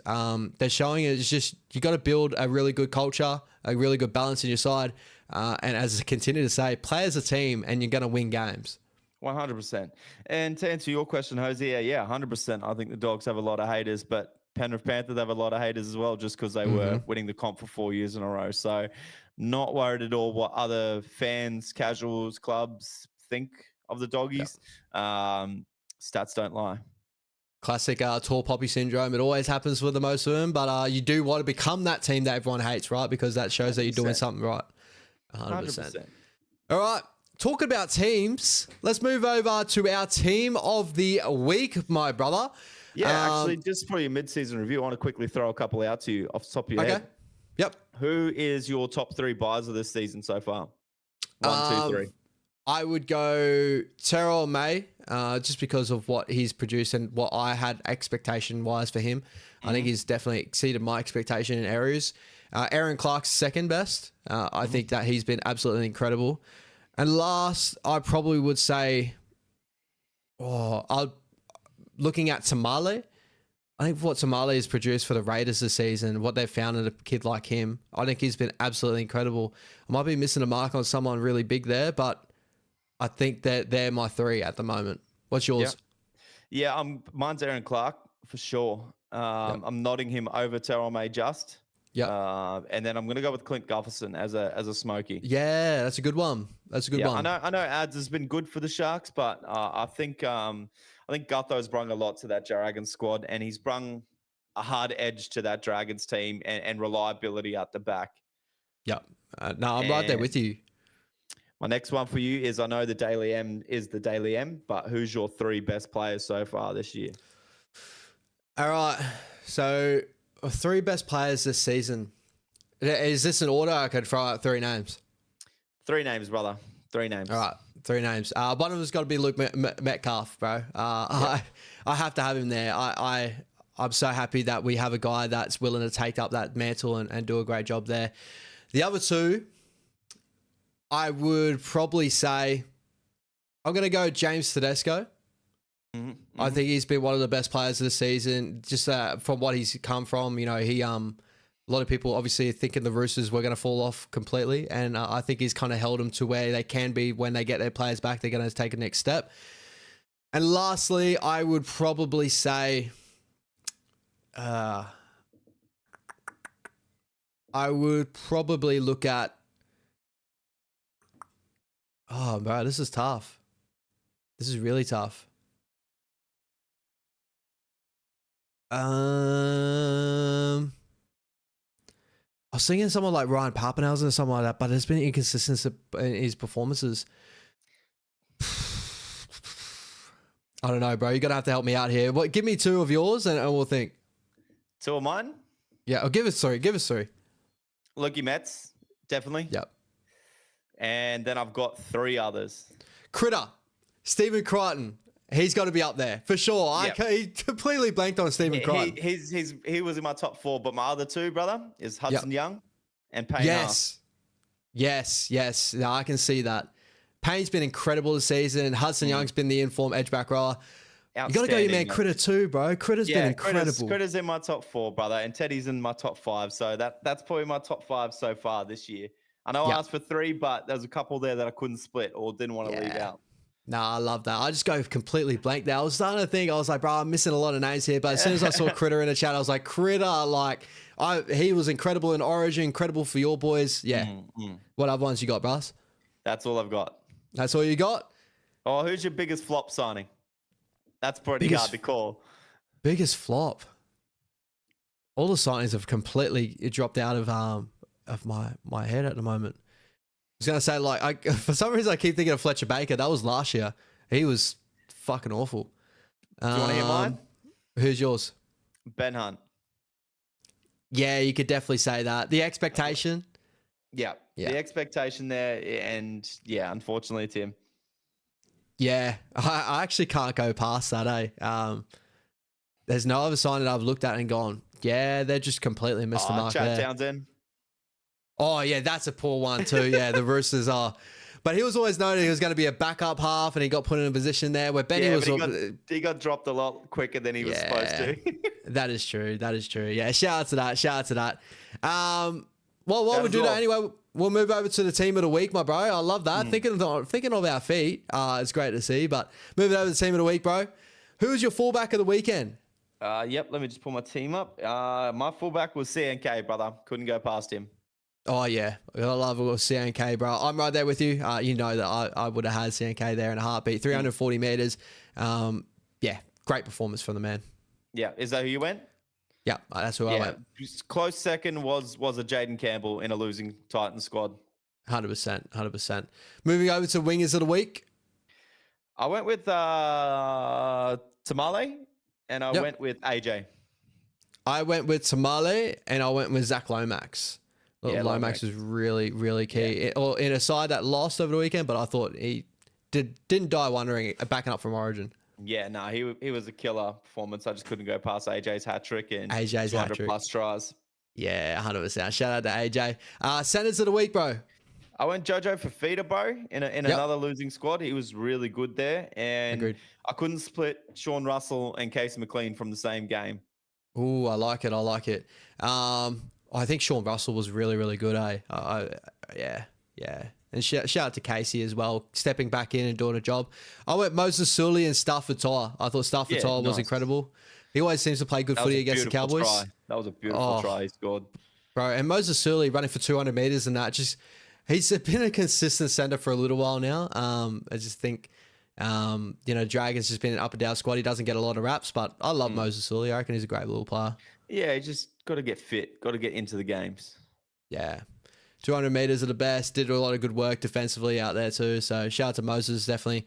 Hopefully turning that aspect of his game around, right? 100%. Moving over to the halves of the week, bro. I went Lukey Brooks, and I had to leave out Metcalf because I was going him too much. I went with Tommy Dearden. I went with mine. You already know mine because we're going to discuss it here. But I went Tom Dearden and Daly Cherry Evans. I had to get Tom Dearden in there. And I thought Ches was really, really good against the Broncos. I thought he was vital, especially after coming off of what happened in Origin. I think he needed a performance like that. Look, I would have allowed Dearden to 6 if he went Metcalf 7, but that's not on, brother. Dearden is a 6. He's a 6. He played 7 on the weekend, my brother. Come on. Oh, mate. We'll let that slide. We'll let that slide. Shout out to Lukey Metz, eh? He's having a great season as well. Moving over to who's our props that are going to get us around the park? Yeah, I went Jack Williams, bro, and Keon. Jack Williams, incredible. I love that. He's been on fire this year. He's been another great signing for the Eels, actually, that isn't getting talked about as much as he probably should. Jumped straight in, got into a leadership group, and he's been doing great leading from the front. I've got Corey Horsburgh, Big Red. I thought that he was really, really solid against the Roosters. And I went Keon Kolomatangi. I think you had to have Keon in there after the weekend. Yeah, couldn't go past Keon. Another monster performance up front. Number 9. Ooh, I couldn't split them. I went Owen Paddy and I went Damien Cook. Oh, I love it. Yeah, Damien Cook had a real underrated game out there. Owen Paddy, I had Owen Paddy as well because I think, his name even put up in lights, the 40-20 he had. He looks Queenslander as well, shout out. So a couple of years, maybe him and Harry Grant would be a good little duo. But shout out to Damien Cook, and shout out to Damien Cook on Instagram as well. He does a lot of like personal content on Instagram at the moment, him and his family, and it's real heartwarming stuff. So shout out to Damien Cook doing good things. Cookie. Shout out to Cookie. Who's our edge back roles of the week? For me, it was no brainer this week. Ola Kawatu, Hudson Young. Yeah. You can't go past those two for me. Yeah. Yep. I'm right there with you, bro. Ola Kawatu, Hudson Young, and lastly, 13 of the week. Jazz Tavanga, bro. Yeah, shout out to Jazzy. We love Jazzy. We love Jazzy over here. I went Jack DeBellin as a bit of a smoky shout. That's a good shout.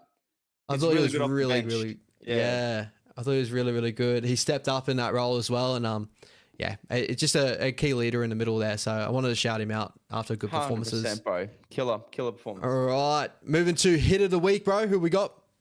Jojo Fafita on Cam Munster, bro. Oh, yeah. Great night. Pretty big one.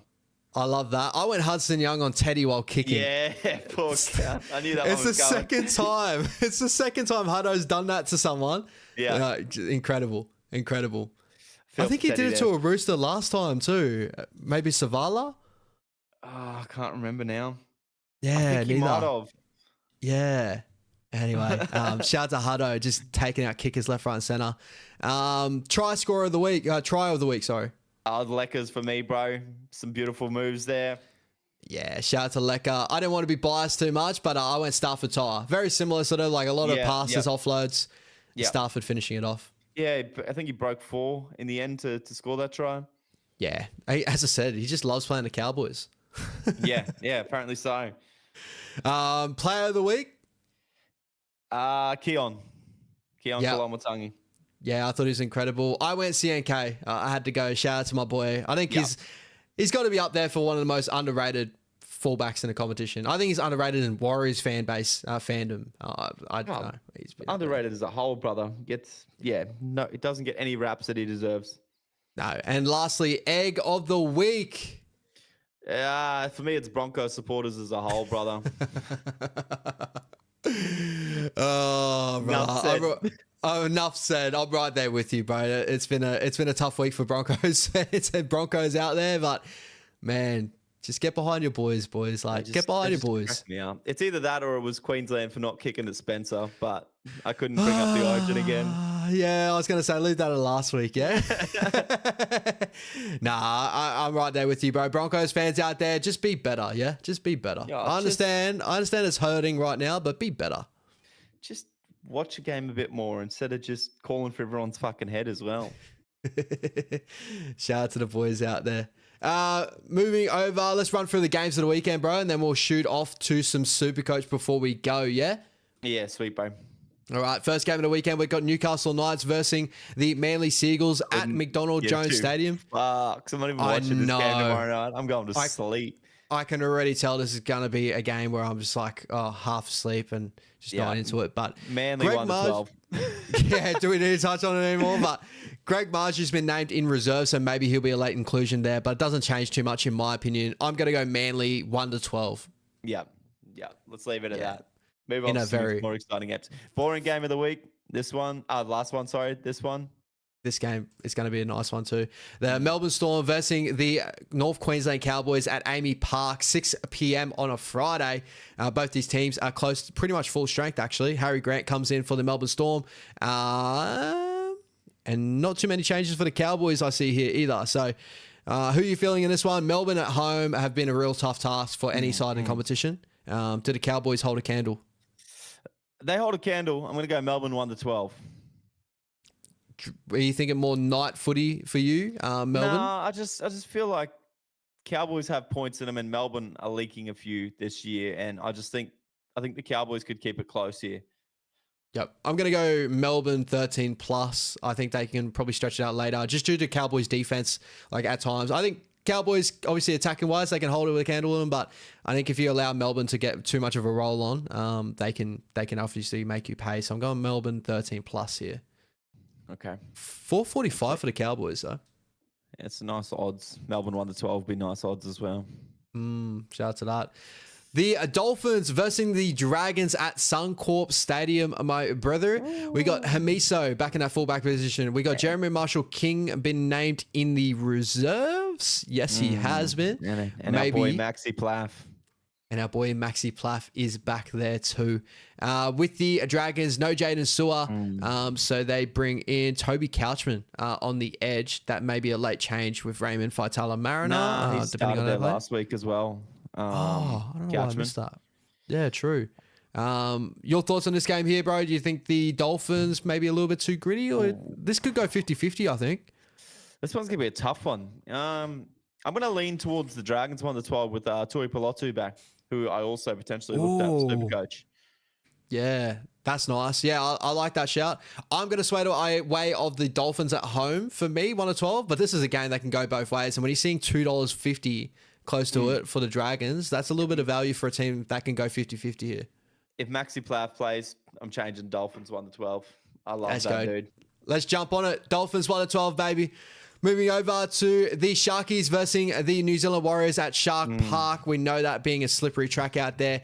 No Mitch Barnett, as we know, ACL injury gone for the season. Unfortunately, I'll cry on stream if we continue to talk about it. Rocco Berry out due to a hamstring niggle. And with the Sharkies, no Ronaldo Mulatalo. So Ali Leotola has been named. Yes. Ali Leotola has been named in reserves. So waiting to see if he does become a late inclusion for Kurt Capewell and move some things around there. But Warriors, are we good enough to get it done at Sharkies home? Or do you think the Sharkies, after the loss of the week before last, can they bounce back after a bye? I have no faith in saying the Sharks would ever win a game. So I'm going to lean their way just, though, in a really close one. And the only reason I'm saying that is because they're off the disappointing loss and it's at home for them. I'm going to go Sharks 1-12, but I'm hoping the Warriors can get it done, and I'm not surprised if they do get it done. Yeah, I'm going to go to the Warriors 1-12, obviously being a Warriors fan of this and that, but also I think that the Sharks are going to be up for this battle. I really do feel it. After a loss, the bye, they're going to be honestly just sitting there going, how the fuck did we lose that game? Let's come out real strong. And the Warriors have been away from home for a couple of weeks now, and picking up away losses, but this could be maybe a string too long before our bye. But hopefully we front load this game, get it in, get to our bye, and rest up from there. So 1-12 Warriors before our bye, I reckon. Hopefully, brother. Fingers crossed. The Broncos versus the Gold Coast Titans, the Queensland Derby here at Suncorp Stadium. Surprising that's not a Broncos away game. Haha, jokes on the Broncos. No, just kidding. Anyway, continuing on. The Titans, no Jojo Fafita after the performance of last week, which sucks. And Sam Verrills is out as well. And that brings in Alan Fitzgibbon comes into the side. And Kieran Foran's out again? Yeah, Kieran Foran is into the 6 jersey. Yep. Your thoughts on this game here? Did the Broncos kick back into gear with Reece Walsh back at fullback? Surely Broncos 13 plus. Surely. That's what I've jumped on as well. Surely it has to be Broncos 13 plus. If they don't get it done here, there's some real problems going on with the Broncos. Yeah. If they don't get it done here, start sacking people. Yeah. Yeah. If anyone's feeling it, $3.40 there with the Titans. Buzzman apparently is. There you go. Jump on it, Buzzman. Broncos 13 plus. Moving over to the Canberra Raiders versus the South Sydney Rabbitohs at GIO Stadium at Canberra. It's going to be a decent little game out here. Cody Walker back, Jack Whiten back. Ty Munro has been named in reserves too, if there's any changes there. But that team is stacked now, again, for the Rabbitohs, and they're still waiting for boys to come back. The Raiders, as we know, pretty much a close to full strength now with full strength now. Jamal Fogarty is back in that 7 jersey. So Canberra at home, sway you that way? Or do you think the Rabbitohs with Jack Whiten and Cody Walker back give them a bit of a shock? Ooh. The Tough two game, opposite ends of the scales here. I think either this one or the Warriors Sharks is game of the round for me. Yep. Raiders are really structured. They don't throw too much different out. It's very just grindy football. And then you got the Rabbits that are so free flow football. It's going to be whoever can do their game plan better to neutralize the other. I'm going to lean towards the Rabbits in an upset here. I just have a feeling. Yeah. If it does have a feel, the Raiders have been up for a little while now. And like with the inclusion of Cody Walker, Jack White, and with Latrell Mitchell at fullback, Latrell having a blinder towards the end of the game last week, I feel like Latrell's going to be wanting to put on another big performance here. So I'm right there with you. I'm gonna go Rabbitohs 1-12 in this one as well. Yeah, I think so. I just got a feeling. Let's ride that feeling, baby. Let's ride that feeling into our Sunday game as well. The West Tigers versus the Penrith Panthers at CommBank Stadium. This is a West Tigers home game by the looks of it as well. With the West Tigers, no Twal, no Reece Hunt in this one. Jarrell Skelton back from injury, which is great to see. As you being a Doggies fan, great player there. With the Penrith Panthers, Isaiah Papali'i is back as well. And he's named in reserve, so it may be a late inclusion there. And Luke Garner as well. Yep. So there's some changes to come back into this game. Your thoughts here? Penrith probably a little bit too strong for the Tigers, or do you think the Tigers can find a way? Yeah, no, I'm excited to see this one. I reckon Panthers will get it done though, 13+. But first time we see Luai versus Cleary.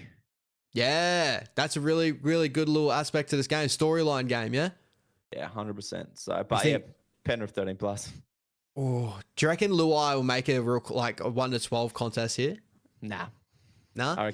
I reckon Cleary turns it up a dial again. Yeah, true. I'm gonna roll Panthers 1-12. I think the Luai is gonna drag something out of the side here, but again, one guy can only do so much too, right? Exactly right. And last game of the round, we got your Doggies versus the Parramatta Eels. Obviously, it is a public holiday in Sydney. So Queenslanders, we get home and watch some footy after some work. I'm happy with that on a Monday, brother. But that's going to be just okay. A core stadium as well, so a Doggies home game. I'm sure they're going to turn out in numbers. And shout out to Chriso in the chat. Where are ya? If you got anything to say, hanging around. Say it now, brother. But how you feeling about this game? Jacob Carraz back in. Kurt Mann, is he named in reserves? 13. Max King's back in. No, he's in 13. Yup. We got Josh Curran on the edge. Yeah. And for the Parramatta Eels, Will Penasini finds his way back into the lineup as well. Bulldogs. I'm nervous for this one, brother. Nervous for this one. It's always a big game, this one. Lomax on Montoya gives me jitters. I think Lomax will score 1, if not 2 here. Yep. But I'm hoping right back the other way, Carraz can get 2, if not 3. So forward pack should be all over him this game, in my opinion. So I'm going to go the Doggies, but I reckon 1-12. And we'll go Lomax and Carraz anytime. Yep, I'm right there with you, bro. I'm going to go Dogs 1-12, but I agree. It could be a very, very close game. Parramatta, when you look at that spine too now, like, Moses, Brown, even when you add it with Zach Lomax there on the wings that are going to be, the contest is going to be, I'm really, really excited for this game and has the ability to become one of the games of the round as well. Both sides, if they turn up, unbelievable. So Doggies 1-12 for me in that one, due to your system, but it's going to be an interesting game, bro. Oh, excited. Pretty keen on that one. I might finish work early that day, go to the gym, kick back. 100%. Kick back and watch your Doggies go to work. All right, scooting straight over, guys. Going to move over to our Supercoach segment of the show. Me and Brody both getting about 1,200. I got 1,224. Brody got 1,258. A big win for you this weekend, my brother. Hey, I'll take it as a win. I wouldn't say a big one, brother. I'm still well behind you on total score. Did you go up in rankings this week? Shut up, Chris. I didn't check, bro. I didn't check, to be honest. We'll wait and see. But shout out to everyone in our Down Unders League as well. Guys, if you haven't signed up, obviously the league code. I'm pretty sure that's your league code anyway up there. But very, very excited for this weekend. So my trades coming into this weekend, bro, at the moment, I've moved out of Scotty Drinkwater and brought in Jaden Campbell, especially for this period here. I think Scotty Drinkwater is going to drop a little bit of cash. Jaden Campbell has the ability to maybe make it a little bit of cash, but it frees up some opportunities later on to bring in like a Payne Haas and that when it comes after Origin. So it freed up cash for me. Jermaine Asako comes in for Robert Toya. Toya's done a great job for me. He's got up to 609. Cash him out. Get Jermaine Asako, who has probably more of the upper end of scoring ability, and that's probably the way I'm looking at it. Yeah, well, Drinky's not a season-long holder for yourself or myself. So it's time to move him on before he drops another 80K this week on average. He will. Toya with the buys and Origin. yeah, smart to move him on now. He's made his money, and you got a nice 175 there for your upcoming trades, brother. Exactly. And moving over to my weekend, the way I'm going to be running this weekend, my reserves are sitting on Isaac Tungo, Nico Hines, Adam Fanor-Blake, and Tino Fa'asul-Mala'awi. My captaincy options, I'm going to be running Nathan Cleary as my captain this week. I think he's looking like he's going to have a really good game against the West Tigers here come before Origin. Ola Kawatu is my little smoky shout. I think Manly are going to do a great little number out there, and Ola Kawatu on an edge should tear up and hopefully get around that 90 to 100 mark there. And I'll probably take the VC on. I'll probably look at probably about 100 or 90 because I think Cleary can do some big damage out there too. Yeah, against the Tigers, he'll want to be on for sure. So, yeah, the Thursday night game is the smartest way to do the vice captaincy loop this week. Yeah, and the team's looking so strong to start like this point of the season as well. I've said it that many times this season, but it just seems like our cash cows have done such a great job to get us where we are right now, which is so good to see. What do you got there, bro? Just laughing at Chris, bro, but... All right, we're just about to jump over to your team, guys. Make sure, guys, if you got any choices, any questions, Supercoach wise and all that, make sure you chuck them in the chat while we do our Supercoach side. We'll run through our thoughts here while I'm bringing it up. You are right, Hosea. JC is the most traded in player this week. So, yeah, just a little take there. I think the top 5 is him, Heath Mason, Nathan Lawson, 2 others. Can't remember. Yep. Keon, I think, still. Yeah, Keon definitely be a play for a lot of people. Lehigh Hobawati. Did you say Lehigh? Lehigh was the other one. Yep. Moving over to your squad, you actually raised 353 ranks in this one, bro. So well done there. Shout out to your boys, eh? I'll take that. Fucking oath, green arrows all day, baby. Moving over to your trades of the week, are these the trades you're set in stone at the moment, or is there any changes that you're thinking on top of your head? I'm leaving it now. My head's starting to explode. So moving on to, guys, even though I've still got the buy period in mind, and Hosking and Drinkwater were good cover through that, I'm starting to lean towards selling them at a premium price as well because they're about to be on the decline. Because they're not season-long holders for me, and I'm starting to see my teams pretty full up with players that I can select week in, week out. So I'm looking to start upgrading, and I don't need to upgrade all of those, so I'm looking to downgrade some as well, which is Zach Hosking to Jack Bird there. Yeah, I love it. It frees up a little bit of cash. You got a lot of cash to throw around. Overall 305K you're sitting there right now to make some moves. And moving over this weekend, bro, your reserve options, you've gone with Nico Hines, Stewart, Smitties, and Tarpane. So there's some good options there on your bench. And your captaincy option, I love this shout. Nathan Cleary, as we discussed before, but Ruben Garrick, Manly, really good little contest out there that should do hopefully a bit of points being scored. And Ruben Garrick obviously benefits off the back of that. 100%, brother. 100%. So your thought process between now getting through this buy period and starting to line your team up with what you want to run for the rest of the year. Are you leaning towards still trying to find cover through that buy period, or are you comfortable with the cover you got through your buy period and starting to upgrade for that run home? Yeah, I'm starting to swerve from the point of buy period cover. I think I'm pretty set for what I have right now. And it's going to start looking into like players I can bring in for the run home. So there's certain players I will definitely wait on. Those players being Latrell Mitchell and stuff like that. Obviously, he's always had injury problems as well too. So I don't want to jump on too early. And let's say he goes to Origin and like hold him throughout and he gets injured in Origin. And then I've just wasted one trade to make one trade out. I don't want to go too early on him. I want to make sure he gets through this buy period, gets through the Origin period, comes home strong for the late end. But there's certain other players that I think I can jump on early. Like, Tarpane I jumped on early, which looked like it's going to be a season-long hold. Payne Haas probably in the next coming weeks I can probably do with one buy within that. So I might get him a little bit earlier than maybe after the buy period. So that's kind of where my head's at. Where's your head at? Are you more so searching for buys still at the moment, or are you getting ready for your run home? Slowly getting ready for my run home, and I've swapped that pretty quickly. As long as I'm running that 13-14 for the buy periods, I'm starting to look at guys that high in price at the moment, which was for me, Zach Hosking, Scott Drinkwater. They're not the season-long holders for me. I didn't replace them with players that I really wanted to keep in those positions. Like, I've got Kraz sitting my flex now instead of the 3 fullbacks. But once, Latrell Mitchell's, Dylan Edwards are off the off Origin duties, they come back, I'll be targeting one of those guys, pushing Kraz up. So there's not too many fine-tuning things I need to do to my team, but the guys that I'm looking at now are all playing Origin still, and I don't want to touch them till after the Origin period, which is your Hudson Youngs, Eli Katoa. Not he's playing Origin, but he's affected by a period.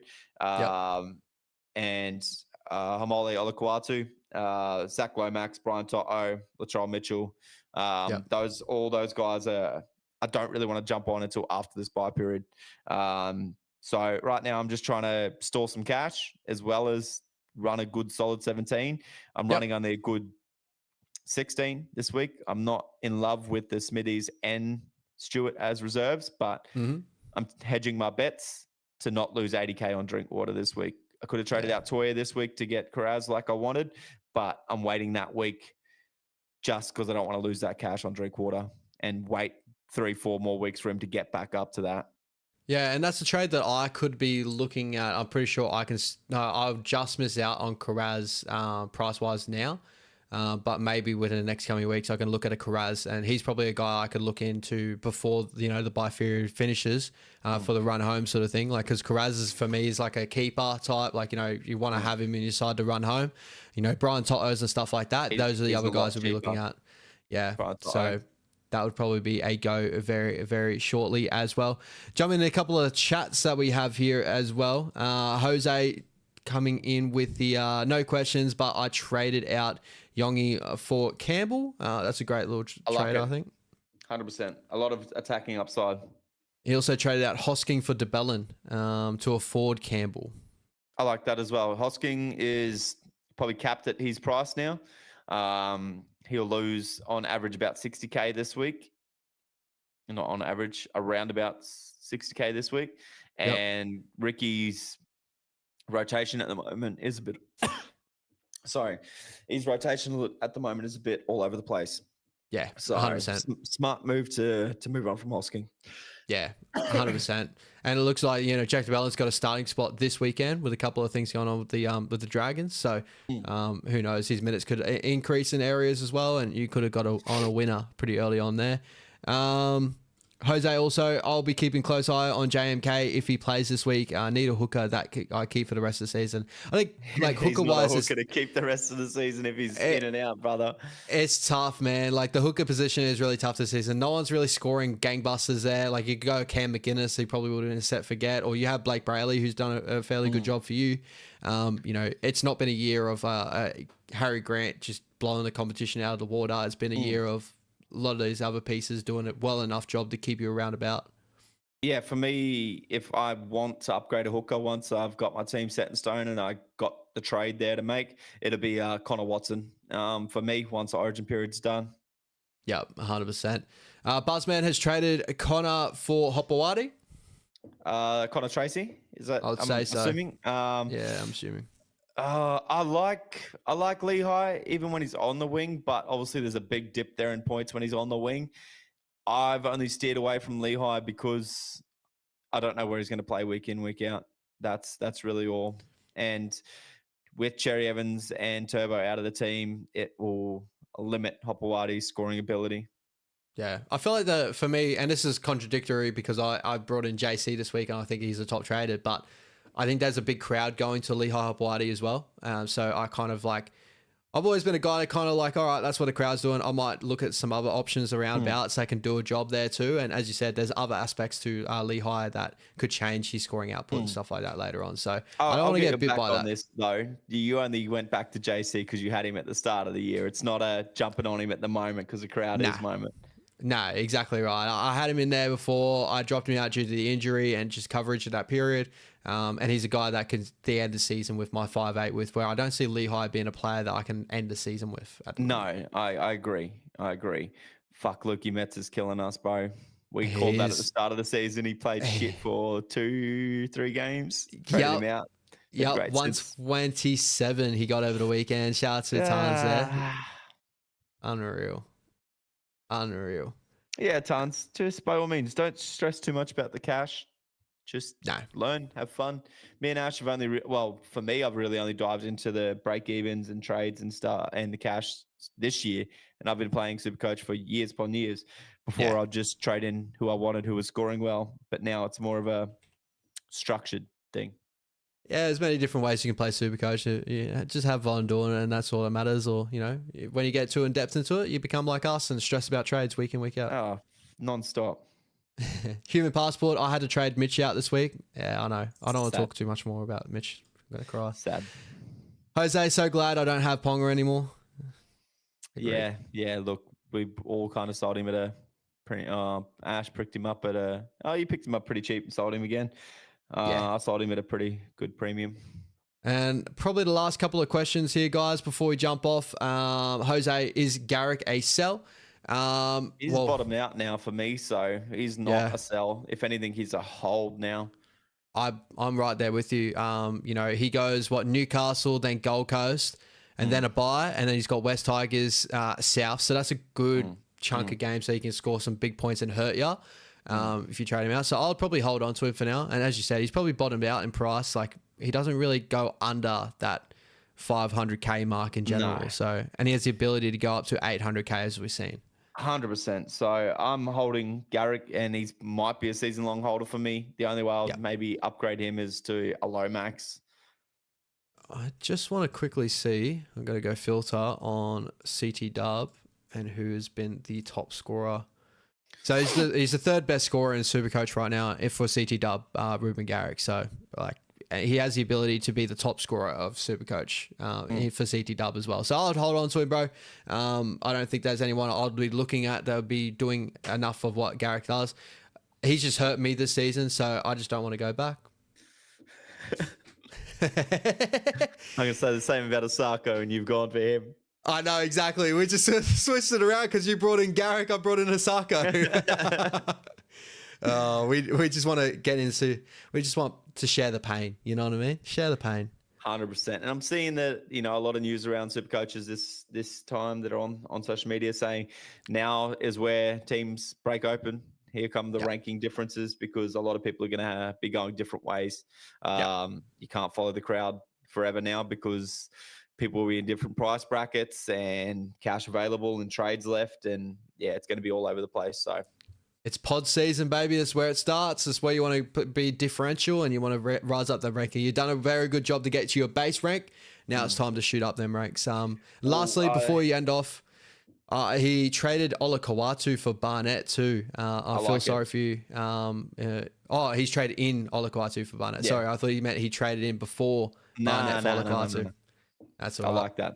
Good trade. And I was going to say, this is probably the first time in a long time me and Ash haven't actually matched a trade at all. So it just shows where Supercoach is going for a lot of different people this week, and probably in the continuous weeks there's going to be a lot of different moves on, again, who's got price available, who's got trades available, and what position everybody's in.